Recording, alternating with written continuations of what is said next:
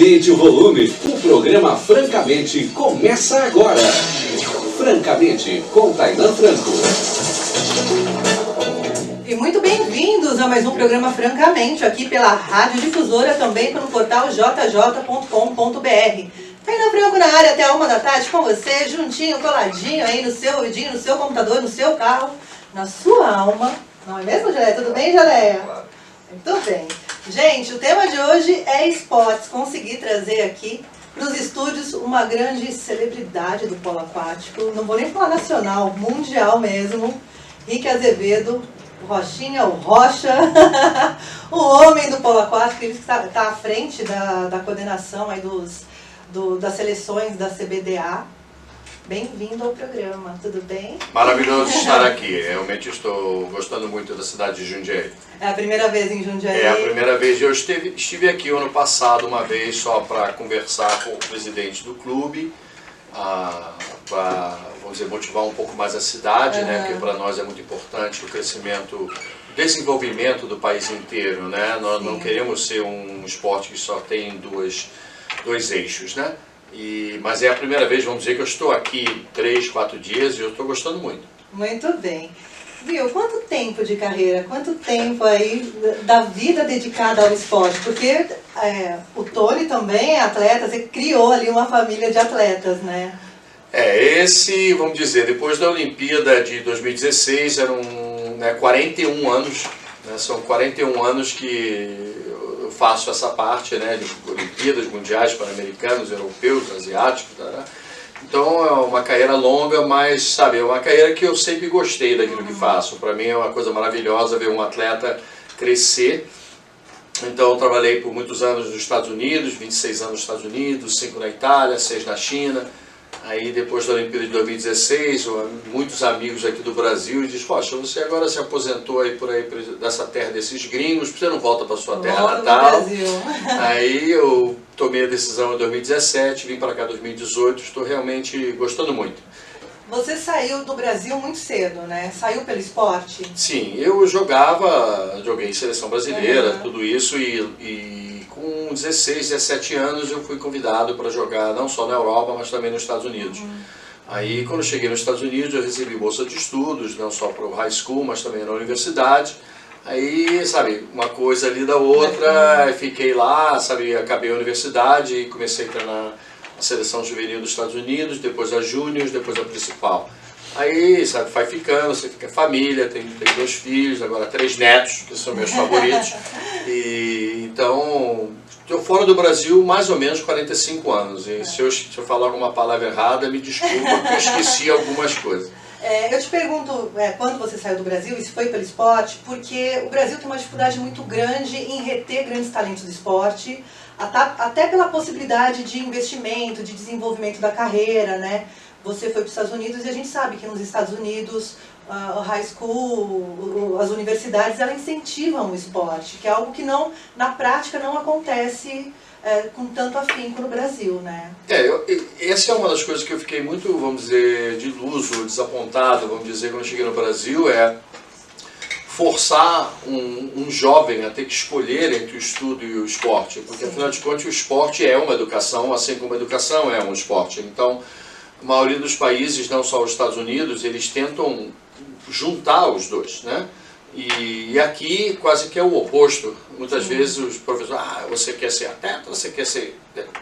O Tony, por exemplo, você sabe que conheceu, jogou aqui no Brasil, ele jogou pela Universidade de Stanford, ele tem lei internacional, finanças, fez o seu mestrado em Harvard, mas ao mesmo tempo fez 5 Olimpíadas durante o tempo todo. Quer dizer, não tem essa correlação, não existe isso. E na realidade você pode fazer os dois. Então, para mim, indo para os Estados Unidos, eu acho que promoveu a minha carreira.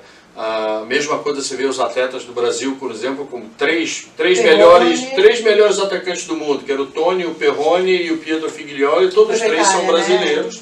Todos 3 são brasileiros. E todos eles são os melhores atletas, todos eles têm universidade. Mas jogam nas outras seleções. E jogam em outras seleções, porque no Brasil não tem condição de você treinar e estudar. Aí você tem que decidir. E se você quer ser um atleta olímpico, se você quer defender as cores do seu país e quer melhorar o seu próprio desenvolvimento do país, Logicamente a gente sabe que o esporte é saúde, Sim. o esporte ensina você a preparar para a vida, é quase que um espelho da vida. E se você quiser crescer, você tem que sair. Você vê como o Rudá, ou como o Braga, ou como o Rafa, Tantos, eles né? todos estão saindo também, espero que não vão jogar em outras seleções, mas eles estão saindo e eu entendo, porque aí eles podem estudar e jogar. No Brasil você tem que escolher um ou outro. Isso é triste. No Brasil, a prática de esporte também é muito restrita a clubes. E os clubes nem sempre são acessíveis a todas as pessoas, né? Quando a gente fala de esporte, a primeira coisa que vem à mente é o Brasil é o país do futebol, qualquer outro esporte é muito caro, mas são tantas piscinas paradas no Brasil, né? Sem ter uma finalidade ali, uma política pública para incentivar os esportes aquáticos de um modo geral, né? O sistema clubístico do Brasil é diferente do resto do mundo, da Europa, da Ásia, dos Estados Unidos, né? Nós temos clubes sociais, né? Então o clube social, ele, vamos dizer, trata dos seus sócios. Mas e toda aquela garotada que quer jogar, que não tem condição de pagar o dinheiro para ser sócio desse clube? Ou até se ele chega nesse clube, mas porque o papai ou a mamãe não são fortes naquele clube, eles não conseguem essa oportunidade. Logicamente o SESI, a BDA, o próprio Flamengo está fazendo um trabalho de programas sociais, está melhorando. Passei por Bauru esse final de semana, a BDA maravilhoso. Enorme, Uma coisa maravilhosa. Né? E você dá a possibilidade de uma criança de crescer, de fazer o esporte, ser saudável, Então, esse setor clubístico é difícil. No Brasil, então, porque os clubes na Europa não são assim. Os clubes não são sociais, eles são clubes do esporte. Eles todos fazem parte do município, ou da prefeitura, ou do estado, e os clubes, basicamente, eles, como se diz, rent, né? Eles alugam a piscina e tem o esporte lá. Então tem um time de polo aquático, um time de voleibol, um time de basquete, mas não é o clube. A parte que é mais, vamos dizer, desapontada para mim é a quantidade de piscinas que nós temos aqui. Só na cidade de São Paulo tem 2 ou 3 que são do município que ninguém usa. No Rio de Janeiro a mesma coisa. Próprio em Jundiaí eu tive uma conversa com o secretário do esporte. Falei, temos condição de entrar em alguma dessas piscinas? Por que eu só posso jogar no clube? Tem muita criança que não tem condição. Que não tem acesso Não tem acesso a esse clube. Não tem. Então, se a piscina é municipal, ela passa a ser gratuita, ela passa a ser todo mundo pode jogar. Aí sim podemos criar um projeto para ajudar essas crianças com talvez um almoço, um lanche, ou um transporte, ou uma escola, né? Porque o Brasil tem a possibilidade de ser um dos maiores países esportistas do mundo. Sem dúvida. Mas em realidade não é. Porque, de novo, o pessoal pensa que aqui é futebol, né? E os Estados Unidos também o pessoal pensa que é basquete, mas é basquete, é futebol americano, é beisebol, é hockey, tem todos os esportes olímpicos. São várias modalidades ali que são atendidas. E por que não podemos fazer isso? Não é todo mundo que pode jogar futebol, né?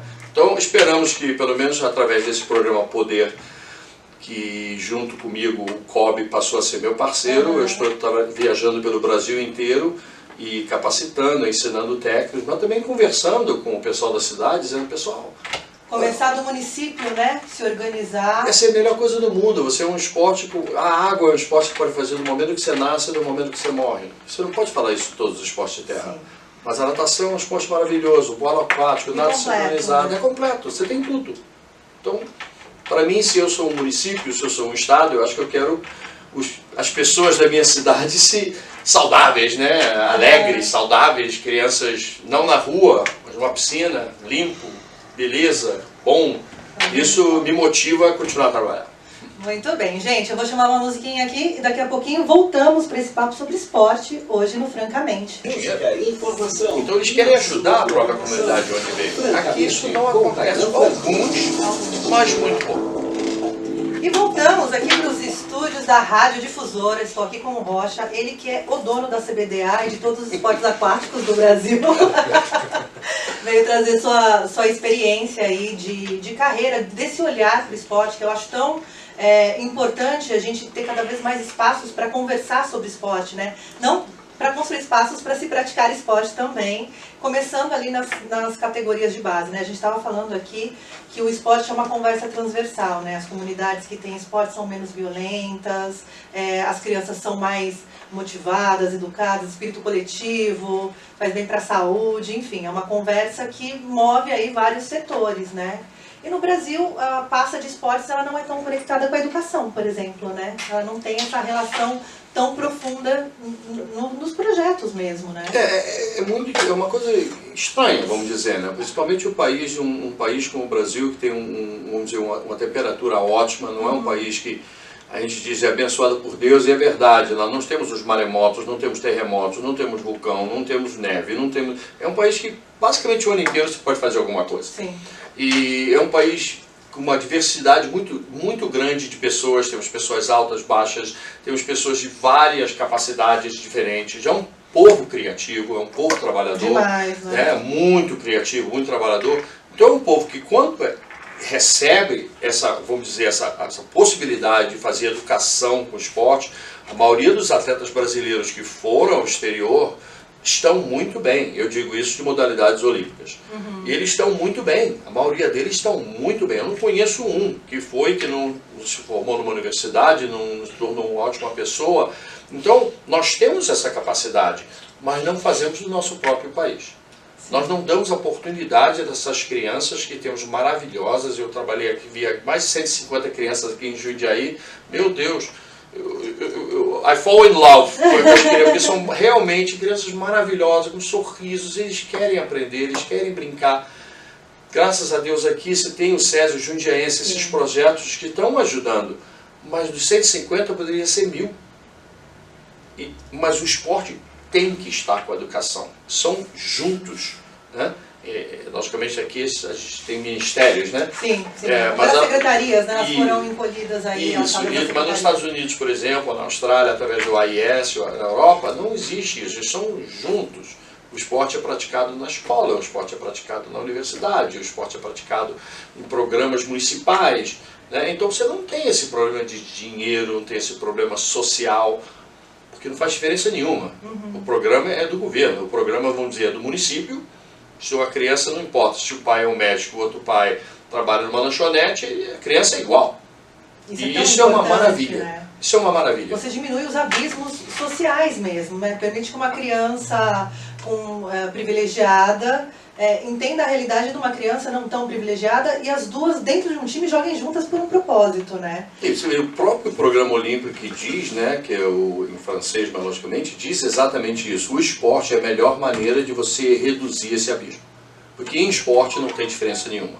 Você está no esporte de time, como futebol, voleibol, basquete, waterpolo, são todos iguais. Não importa se você é rico, pobre, se você é alto ou baixo, se você veio de lá ou de cá, é igual. Então esses abismos começam a desaparecer, né?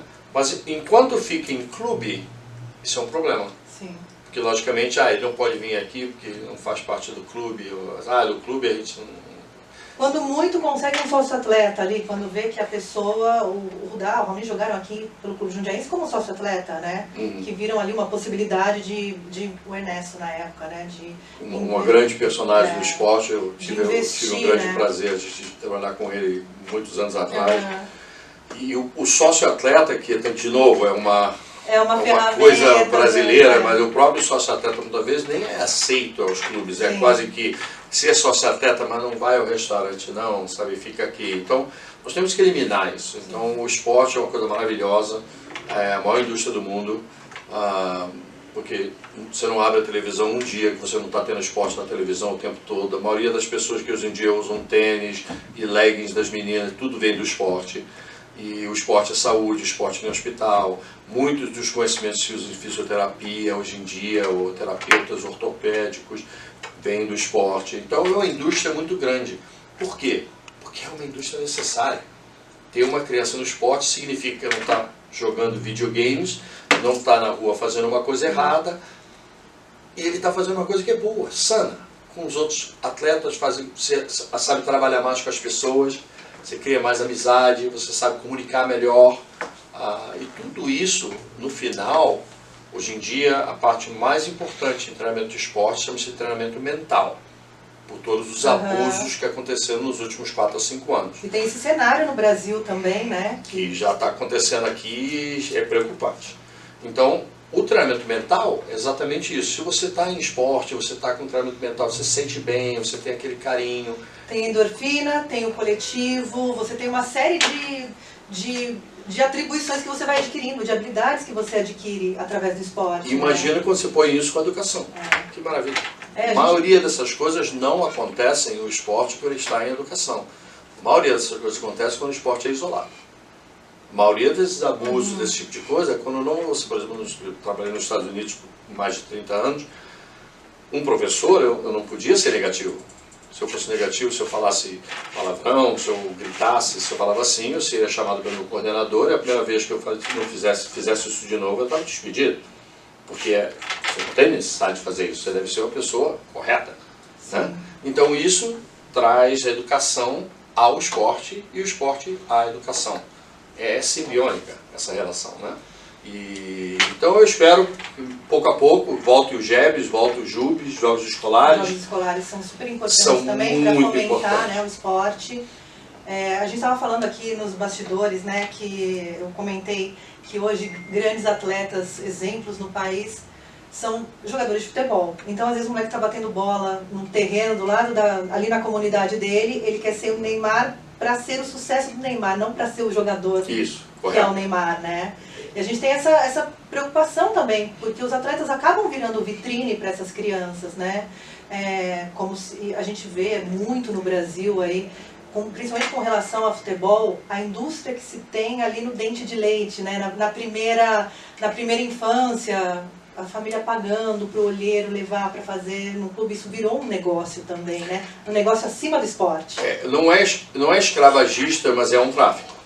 É um tráfico de crianças, basicamente. Hoje em dia você tem muitos desses grandes clubes, por exemplo, começam a pegar essas crianças com 5, 6 anos e já começam a trazer ele para o clube e o pai paga porque ele está esperando, põe toda o que ele tem naquela criança, esperando que aquela criança algum dia possa jogar num time forte, para Seja um ter Neymar, dinheiro, né? mas eles não estão se preocupando para ser uma boa pessoa. Exato. Eles não estão se preocupando que essa pessoa deve ser inteligente, deve ser uma pessoa agradável, deve ser uma pessoa honesta. Ele só quer que ele seja um Neymar para ele ganhar dinheiro. Isso não é a razão que você entra em esporte. Exato. A razão do esporte é a saúde, a amizade, o exercício, a educação.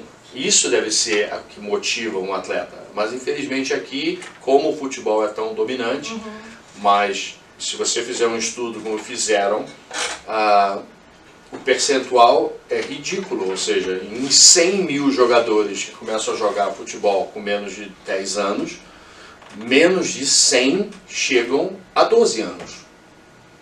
Então, o que acontece com os outros 99 mil? Né? Não é um funil. Então, a nossa pirâmide não é assim. A nossa pirâmide é um prédio. Porque os atletas não estão chegando. A gente começa com esse troço enorme, mas não tem condição. Mesmo que você tenha 3, 4, 5 ligas, quantos jogadores estamos falando? Sim. Em qualquer lugar que você vai, tem 10 mil crianças, 50 mil crianças jogando futebol. Imagina se 1% dessas crianças forem fazer badminton, tênis. Outros esportes. Por que não? E o Brasil, no passado, era assim. Nós tivemos grandes tenistas, tivemos grandes times de bola aquática, de voleibol, basquete foi campeão mundial. Tínhamos medalhas em atletismo de ouro. E agora, a gente põe todo esse dinheiro e a gente vai a uma Olimpíada de 2016, que é no Brasil, Sim. e não aumenta as medalhas. Alguma coisa está errada. E o que Essa está errado, na balança minha opinião, não é o alto rendimento, é a base. Eu acho que a base, nós temos que ter melhores técnicos, melhores certificação de técnicos, melhores trabalhos da profissão, ou seja, você começa uma educação física com o professor. Chega a um certo ponto, aquele professor tem que se tornar técnico. Sim. E isso muitas vezes não acontece. Então a gente não fica com um número bom. Né? Você vê com a perda do Ernesto, é uma perda enorme. Porque era um cara que não só ensinava as crianças, ele ensinou muito técnica. Sim. E quando você perde uma pessoa assim, de repente, fica um pouco vazio, né? Então, esperamos que com esse poder, essa nova mentalidade do Comitê Olímpico, a nossa mentalidade da CBDA, de mais transparência, de mais crescimento pelo Brasil inteiro, que nós podemos chegar, em vez de 2.800 atletas, vamos chegar a uns 20 mil. Porque um país como os Estados Unidos, que é mais ou menos igual, tem 60 mil jogadores de bola aquática. Nós temos 2.800. Próximo bloco a gente vai continuar falando sobre isso. Vou chamar uma musiquinha e daqui a pouquinho a gente volta. O que todo mundo quer saber, ninguém tem coragem de perguntar. Com Tainan E voltamos aqui para os estúdios da Rádio Difusora. Hoje o papo é sobre esporte, sobre projetos. Sobre projetos aí para o esporte. E essa conversa que é tão transversal, né? Quando você fala de esporte, você fala de segurança, fala de saúde, você fala de educação. Você tem uma conversa ampla com a sociedade, né? A gente estava falando aqui sobre a descentralização do polo aquático, né? E a massificação também do esporte. Não só do polo aquático, mas também outros esportes. É importante, né? Estava falando que a Liga, o Campeonato Brasileiro de Polo Aquático são sempre os mesmos times ali de ponta, né? Os times do Rio de Janeiro, os times paulistano, Pinheiro, SESI, Botafogo, Fluminense, Flamengo. A gente sempre fica nesses times, né? Isso dificulta também a formação não só de atletas, mas também de técnicos, de mesa, de juízes. Tem toda uma cadeia de elementos ali no entorno do esporte, né? E o que a maioria das pessoas também não entendem é que a Olimpíada, logicamente, começou em 1996 e o Brasil era um país muito forte em 1924, 28 e 32, inclusive em 1932. O Brasil foi essas 3 Olimpíadas, ele em 32 era considerado um dos 5 melhores times do mundo. Aí, depois da guerra, voltou de novo. Nós fomos a 56, 60 e 64 como Olimpíadas. A maioria das pessoas nem sabem disso, eles pensam que a gente só foi a 84 e 2016. Mas não, o Brasil tem uma história rica de polo aquático. Mas o problema é que quando chegou nos anos 60, que o esporte começou a mudar um pouco, começou a ser um pouco mais universal, um pouco mais global, tinha que haver esse crescimento, vamos dizer, de criar ficar maior, em vez de você não podia ser mais só aquele estado. Né? Uhum. Então isso aconteceu em todo lugar do mundo. Na Itália aconteceu, na Espanha, que só tinha, em primeiro lugar, só tinha na Espanha, você tinha um time em Barcelona e um time em Madrid. Hoje em dia tem times em todos os lugares da Espanha. Na Itália é a mesma coisa, nos Estados Unidos a mesma coisa. Então esse crescimento não aconteceu aqui. Nós ficamos só no Eixo e São Paulo. Na minha opinião, se eu falo de polo aquático Brasil, se eu falo de CBDA, eu tenho que falar de todos os estados. Eu não posso falar Rio-São Paulo, senão vão chamar de torneio Rio-São Paulo. Então, tudo bem, o Rio-São Paulo no momento é o melhor, mas se nós investimos o que é fora do país com base, sub-14, sub-16, sub-18, criamos escolinhas como a FINA está dizendo para a gente fazer, que seja, não chama mais de escola de natação, chama escola aquática, em que você faz 2 dias de natação, 1 dia de polo aquático, 1 dia de nado, porque isso vai criar diversidade e você vai ver também que os atletas não vão parar tão cedo. Um dos grandes problemas que existe na natação, que é um esporte maravilhoso, eu já fui treinador de natação também na universidade, mas é um esporte que perde 60% a 65% dos atletas com 12, 13 anos. Aqueles que começam com 6, 7 anos, chegam com 12, 13 anos já não querem mais nadar. Porque é muito, entendeu? Tem muita dedicação que tem que ter. Se quando eles são um pouco mais jovens, a gente precisa se diversificar um pouquinho, fazer um pouco de polo, um pouquinho isso, porque aqui depois, logicamente, aqueles que vão ser nadadores, aqueles que vão ser de polo, aqueles que vão ser de nado, vão ser de nado. As pessoas vão se encontrando suas habilidades também, sua vocação, né? Mas o que é mais importante ainda é que eles estão dentro d'água. Sim. Nós não estamos perdendo para lacrosse, nós estamos perdendo para o rugby, nós estamos perdendo para os esportes de terra. A gente mantém o pessoal na água. Então, esse crescimento, por alguma razão, não sou sociólogo, mas por alguma razão o Brasil não deu esse passe ali nos anos 70 e 80, ele ficou ainda com aquela mesma ideia de, o time é bom, a gente fica com esses times aqui. E até piorou, porque quando eu jogava no Rio de Janeiro nos anos 70, tinham 10, 11 times do Rio, hoje em dia tem 4. Quer dizer, alguma coisa aconteceu alguma ali no coisa meio está caminho. acontecendo que eu não sei o que é. E normalmente no Brasil, pelo que eu aprendi até agora, toda vez que alguma coisa acontece, o problema é o governo ou o dinheiro. Mas muitas vezes o problema não é o governo e o dinheiro. Muitas vezes é a gente trabalhar junto. Exato, porque a única coisa que pode garantir são as políticas públicas mesmo. Porque entra e sai governo, se você não criar essa demanda, não vai se manter nenhuma política pública relacionada ao esporte, né? Eu acho que qualquer político, se falasse assim, olha, a gente tem 100 mil jogadores de polo aquático que querem jogar, eu garanto a você que a maioria dos políticos vão fazer um projeto que são 100 mil votos. Sim. Agora, se ele chega lá com projetos de 15 pessoas e 20 pessoas, fica um pouco difícil para mim me interessar, argumentar, né? argumentar que isso vai mudar, vamos dizer, a própria alma da minha cidade.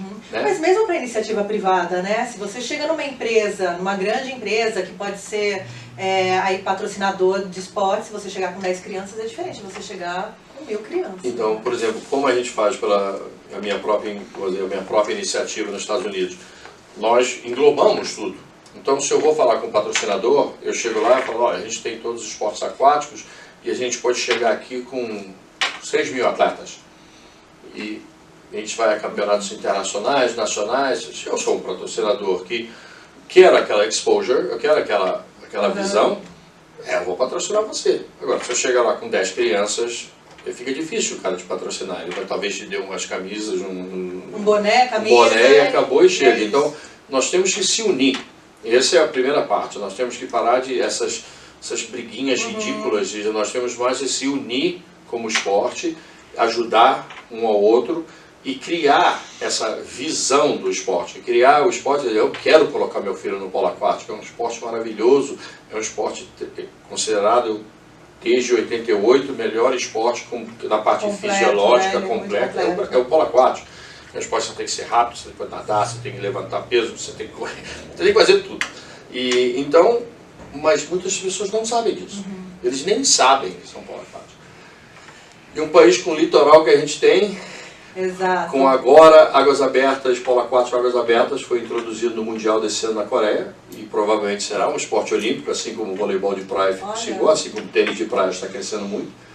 Então, com o litoral que a gente tem, a gente deve tranquilamente ser um dos melhores países do mundo. Toda praia deveria ter um campinho de polo. Inclusive, eu acabei de voltar de Praia do Forte, na Bahia. Nós fizemos um torneio lá, 12 times. Aí a gente conversou com o presidente da federação, aí durante assim 30 minutos a gente liberou os campos na praia e falou, ó, qualquer criança que está aqui na praia vem. 15, 20 criancinhas, a gente botou toquinhas nele, explicou basicamente por 2 minutos. Brincar. Depois de 5, 6 minutos eles estavam jogando direitinho, crianças de 10, 11, 12 anos. Quando acabou, eles falaram, quando é que a gente pode fazer de novo? Como é que eu posso jogar polo aquático? Isso que a gente precisa fazer, é mostrar. Motivar. Não falar. Mostrar, motivar e dar essa oportunidade a essa criançada. O exemplo vem daí, da prática, né? Você falou, não serve, o exemplo não serve para ninguém. A hora que você faz, aí as crianças... Eu acho que a gente tem também, como país, a gente tem que procurar um pouco mais a solução e não discutir o problema. Sim. O problema existe, mas eu acho que a gente tem que discutir como é que vai solucionar o problema, não ficar no problema. Então dizer que não tem criança, isso não está solucionando nada.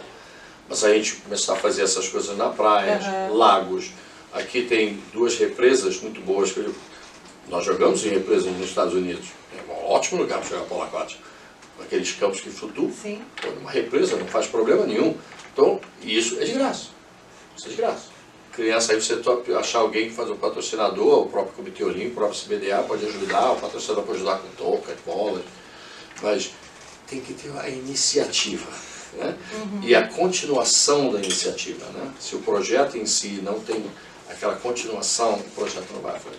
E a CBDA tem algum projeto para formação de técnicos, por exemplo? Algum projeto visando aí esses ex-atletas que de repente fizeram esporte durante muito tempo, já não está mais competindo e né, foi fazer outra coisa da vida, foi virar administrador, empresário, seja lá o que for. Tem algum programa para trazer essas pessoas que já foram do esporte para dentro do esporte de novo? Nós ano passado, não ano passado, em realidade foi esse ano, nós criamos o primeiro congresso para essa certificação, essa capacitação, e foi extremamente bem atendido. Pela primeira vez nós botamos 87 pessoas do Brasil inteiro vieram, e tivemos palestras de 4 dias, que nós temos profissionais em biomecânica, em fisiologia, treinamento mental, psicologia esportiva, e nós certificamos esses técnicos para mostrar. Segundo programa, esse programa Poder, que eu estou aqui para falar com técnicos, porque se eu ensino um técnico, ele vai ensinar as crianças, senão eu não tenho noção. Ele multiplica a informação. Isso. Então eu estou certificando esses técnicos, eles são certificados depois de conversar comigo, aprender a maneira correta de pedagógica de tratar uma criança. Cada criança é diferente, idades são diferentes, naipes são diferentes. Então, nós temos esse programa Poder e agora começamos esse congresso. Esse ano foi o primeiro, ano que vem será o segundo, que será um nível mais alto ainda. Então nós estamos tentando, com esse poder, certificar esses técnicos. Inclusive, hoje em dia, pela CBDA, você não pode sentar no banco se você não tiver essa certificação nossa. Não educação física. Educação física é uma coisa, técnica é outra, né? Então nós queremos mais técnicos. Por mesmo que a gente criasse 100 clubes naquele país, quem ia treinar eles? Exato. Né? Quem seriam os árbitros? Conversando hoje com a arbitragem de São Paulo, uns árbitros de São Paulo estão falando, eles tiveram que cancelar 2 jogos porque não tinha árbitro. Nós estamos falando só de 6, 7 times e não tem árbitro. Então, temos que desenvolver árbitros, temos que desenvolver mais profissionais, mais preparadores físicos, mais diretores de polo aquático, coordenadores de polo aquático. Isso, como eu digo, o programa é geral. Sim. Né? A gente não pode ter 6 projetos diferentes. Tem que ser um projeto com 6 comitês diferentes. E nisso você está desenvolvendo um técnico, assistente técnico. Nós temos que começar a reconhecer o atleta mais cedo. Na Europa, nos Estados Unidos, na Ásia, um atleta de 10, de 12 é considerado um atleta. Aqui é escolinha. Então ele não é federado, então você não pode considerar ele atleta. Ele não pode participar. Quantos atletas você acha que só em Jundiaí eu perguntei que só fazem parte de escolinha que tem 10, 11, 12 anos? É mais de 1000.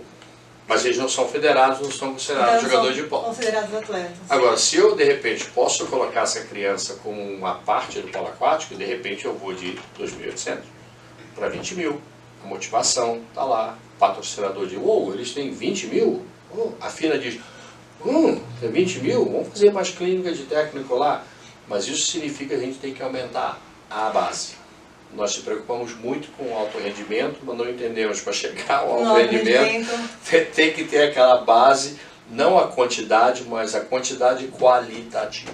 É um trabalho em rede, que é Isso. muito importante. No último bloco do programa de hoje, a gente está falando sobre esportes com o Rocha, o Rick Azevedo, dono da CBDA do Brasil, ponto. Não é muito coordenador, mas você vem com uma proposta realmente de transformar o esporte, né? Não é uma... A gente estava falando aqui agora nos bastidores que esse rodízio de técnicos, esses projetos que precisam de resultado imediato, eles não funcionam, né? Não, minha razão de vir para cá é, vamos dizer, eu voltar para o Brasil, o meu legado que eu gostaria de deixar é botar o Brasil naquele passo, naquele caminho de ganhar uma medalha olímpica.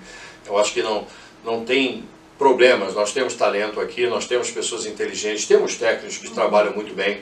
A questão é que nós temos que colocar tudo na mesma página, né? E no momento os problemas estão em 3 cadernos diferentes, então isso não cresce. Então esse é a mentalidade. Então para fazer isso nós não podemos pensar como a gente vai jogar daqui a um mês. Ou ano que vem a gente já deve ganhar esse campeonato. Isso tem que ser um trabalho a longo prazo, como é feito, como a Grécia fez, como a Espanha fez, que a Espanha...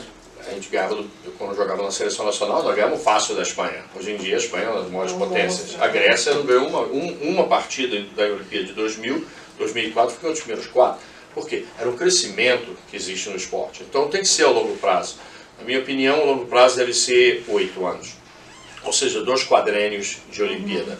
Então você começa já a se concentrar no sub-14, 16, 18. Porque esses atletas daqui a 10 anos, eles seriam aqueles atletas de 25, 26, 27, 28. Está no auge da... Exato. Da Nós forma, sabemos que no polo aquático, aquela de 27 a 32, vamos dizer, é a melhor época do polo aquático do atleta. Os atletas de grande rendimento, atletas que têm vamos dizer, a força mental de continuar, podem chegar até a 35, 36, jogando ainda a um alto nível. Né? É mais difícil porque muitas vezes começam a ter família, coisas assim, mas não tem problema nenhum. Hoje em dia temos vários atletas no mundo de 34, 35, 36. Então para mim a idade não é importante. O importante é o crescimento que eu vejo no atleta. Então se eu pego um atleta com 18 anos, trabalho por 4 anos, ele vai sair de uma criança para um atleta, vamos dizer, de alto rendimento. Mas nos próximos 4 anos, eles têm que sair não só do alto rendimento, mas não se tornar o que eu chamo de olímpico turista. Né? Que ele vai à Olimpíada, porque classificou na Olimpíada, mas vão ficar em último. Mas tudo bem, a gente foi à Olimpíada, yay! Não, é a questão de, ok, a gente foi à Olimpíada, primeira, ótimo. Mas agora é para medalha. Para resultado. Agora é resultado. Então isso leva tempo, isso é um longo prazo. Mas aí os diretores têm que dar chance aos técnicos de fazer seu trabalho, o técnico tem que fazer um trabalho para o atleta desenvolver. Então isso é um programa complexo, não é difícil, é apenas tem que ser feito, né? E não pode mudar cada 3 meses, cada 6 meses. Eu não posso dar um atleta, vem da seleção, ele chega, ele está muito bom, ele vai, 6 meses depois ele volta, ele é o mesmo.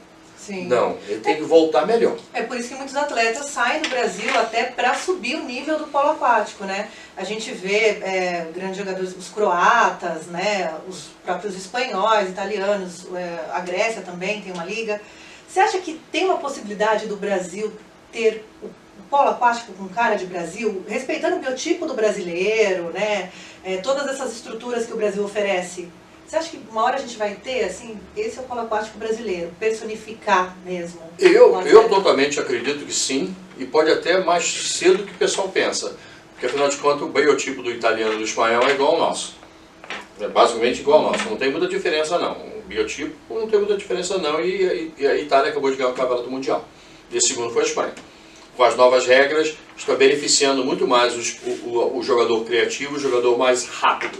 Não necessariamente o jogador gigante, né? Isso já passou um pouco, né? A gente já começou a melhorar. Então nós temos essa condição de fazer, nós temos condição de ter as nossas próprias ligas, mas não temos condição, por exemplo, se o atleta que treina 2, 3 vezes por semana. Então o atleta sai daqui, né? Temos vários atletas brasileiros que foram jogar no exterior. Hoje em dia o que está acontecendo muito, porque eles querem continuar a estudar. Eu tenho no momento, inclusive eu falei com 3 deles agora, que eu tenho o Campeonato Sub-20 no Kuwait, e 5 dos meus jogadores da seleção sub-20 estão nos Estados Unidos estudando. Agora, vê a diferença. Nos Estados Unidos estudando, eles estão no meio do campeonato deles, tem as provas finais e todos os professores liberaram eles para ir ao campeonato sub-20. Você acha que isso aconteceria aqui no Brasil? Não, imagina, para ir campeonato bem na época de vestibular, inclusive, se puder, né? Lá eles fazem o seguinte, não é que você está indo para umas férias, você toma suas finais mais cedo, então quando você voltar, você vai defender seu país, você vai fazer o esporte, isso é uma coisa boa. É prioritário, né? Exato. Então, meninas, mesma coisa, eu tenho 6 meninas jogando na Europa, nos Estados Unidos também, porque eles querem estudar, são pessoas inteligentes, são ótimos atletas. Mas eles querem continuar a jogar também. Eles não querem chegar com 40 anos, se eu pudesse treinar. Aí fica aquela frustração, né? Sim, não posso ser atleta porque eu tenho que trabalhar, porque eu tenho que estudar. Então isso eu acho que é uma possibilidade muito grande, acho que nós temos condição, acho que eu espero que já nos próximos 2 anos nós temos uma liga muito maior. Nós tem que ser uma liga brasileira, não pode ser só Rio e São Paulo não. Nós temos que trabalhar juntos. E, por exemplo, não que a gente fala de stockpile, ou seja, não pegar todos os bons jogadores e colocar no mesmo time. Distribuir até que... Nesses outros países funciona porque eles distribuem. Você fica com os seus 13, mas dá os outros 13 para um outro lugar. Deixa eles dividir. Pô, você tem um jogador jovem que não vai jogar no seu time, por que ele não pode jogar um outro time durante 2 anos até ele crescer? Então você começa a desenvolver todo mundo. Vê, não, fica tudo comigo, todos são meus, eu não vou deixar ninguém pegar os meus. Isso cria eliticismo, aquele elitismo, né?